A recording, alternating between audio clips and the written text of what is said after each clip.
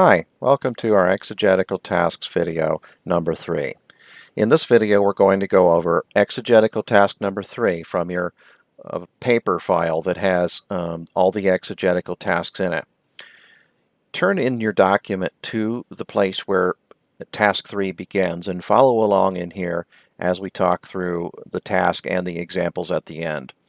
I'm going to be switching to PowerPoint mode as we deal with this and move through it like I have in the previous videos.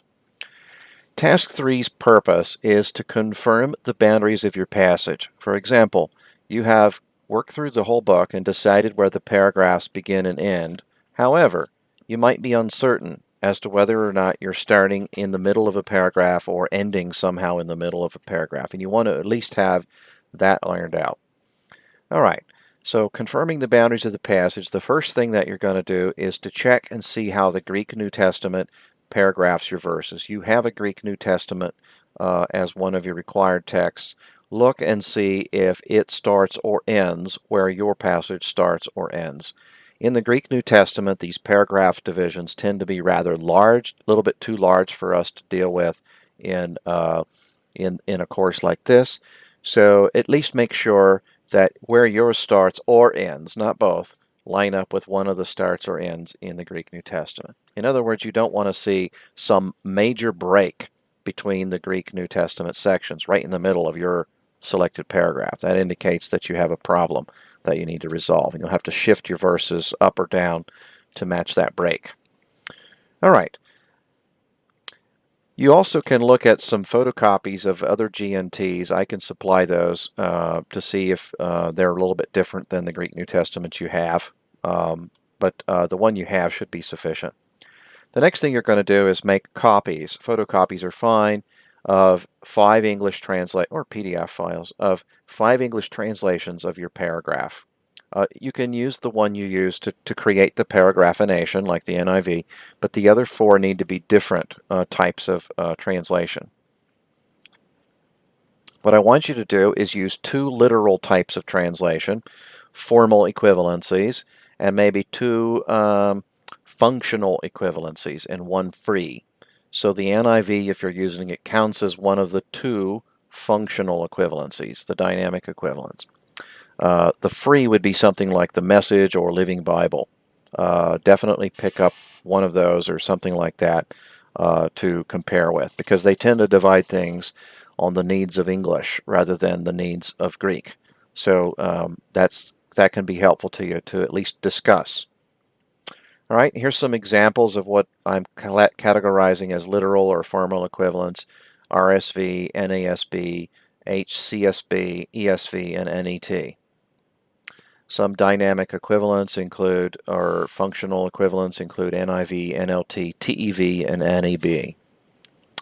And then the free translations are Living Bible and Message.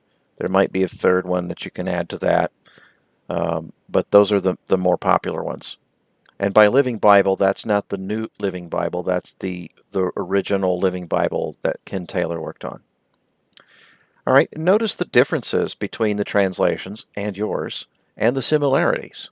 All right, the more literal they are, the fewer paragraphs they use, and the larger the paragraphs are, and they'll be closer to the Greek text paragraphination. Even so, the English ones will still often have more divisions. The more they are to the free end, usually the more paragraphs they have and tinier, more shorter paragraphs. All right.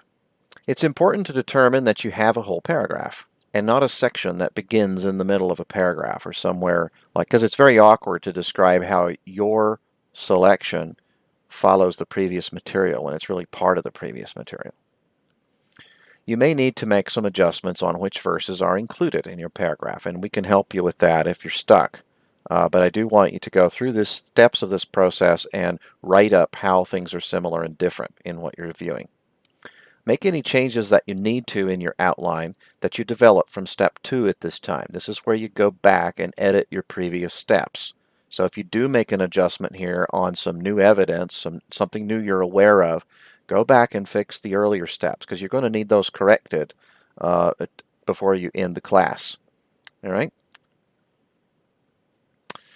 Now let's take a look at the example from 1 Thessalonians 1, 2 through 10. I'm going to be using that as the selected passage for the rest of our examples. All right. In the Greek, the whole thing, 2 through 10, is already a paragraph. In the King James Version, the whole thing, 2 through 10, was a paragraph.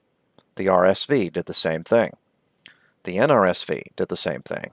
The NAB did the same thing. And note, you don't need to have more than 2 in this category. I'm just showing you how they all stacked up.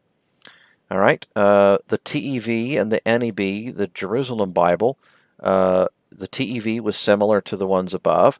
The NEB was different. It had 2 breaks in that same paragraph. The Jerusalem Bible also had 2 breaks. In other words, they thought this one paragraph was really 2.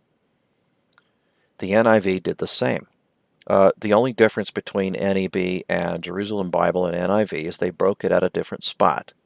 And usually when you see different translations breaking it, it's because of the English language that they're breaking it into 2 paragraphs rather than the Greek, because they feel that it's best to communicate this with 2 thoughts. The fact they are breaking it at a different place is helpful to you because you know that perhaps the fact that the Greek text doesn't break it there is good, and the more literal translations don't either, and so that's good. You can be confident that you have 1 paragraph, not 2. Because the breaks are all appearing at different places here.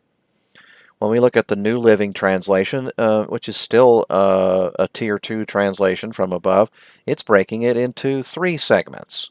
So now we got 3 breaks, and none of their breaks are occurring at the same place. Well, no, one of their breaks are occurring where the NIV and Jerusalem Bible broke it, but their second break is a new one. No one else was doing that.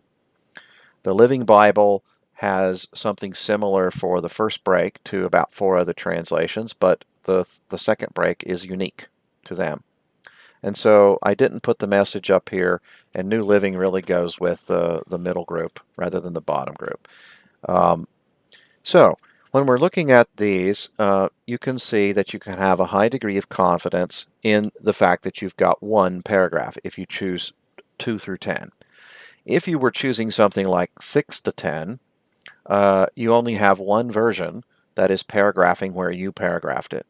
So then you would need to make a linguistic case or a rhetorical case for why you're breaking it there and going with 1 translation for your support instead of a lot of them.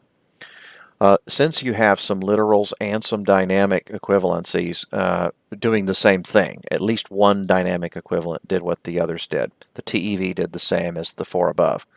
I feel pretty confident that 2 through 10 is a real unit, regardless of how we're translating it into English. All right, so you do that step first. You're going to keep those photocopies of the translation. You're going to need them for future steps, so don't throw them away. You might want to just save them as PDFs on your file and just hang on to them in a folder somewhere. All right, so here's a write-up, an example of a write-up based on that observation. The limits of this passage are confirmed by the analysis. You can say they're confirmed or not confirmed by the analysis there. Even though more free translations tend to subdivide the passage more, no translation begins or ends a paragraph before or after 2, 1 through 10. In other words, they all had a break at 10 and they all had a break before 2. So let's go back through here and take a look again. Notice none of them have 9 through 12 as a unit. So the break definitely occurs at the end of 10 in the vast majority. And there's a break definitely occurring just before verse 2. All of them start the section with 2. It doesn't matter if you've got more or less divisions. It doesn't matter if 5 translations choose to subdivide in a different place. But the selection 2 through 10 has a lot of support coming from the translations because every single one of them have a break before 2 and a break after 10. That's the point of this analysis. All right.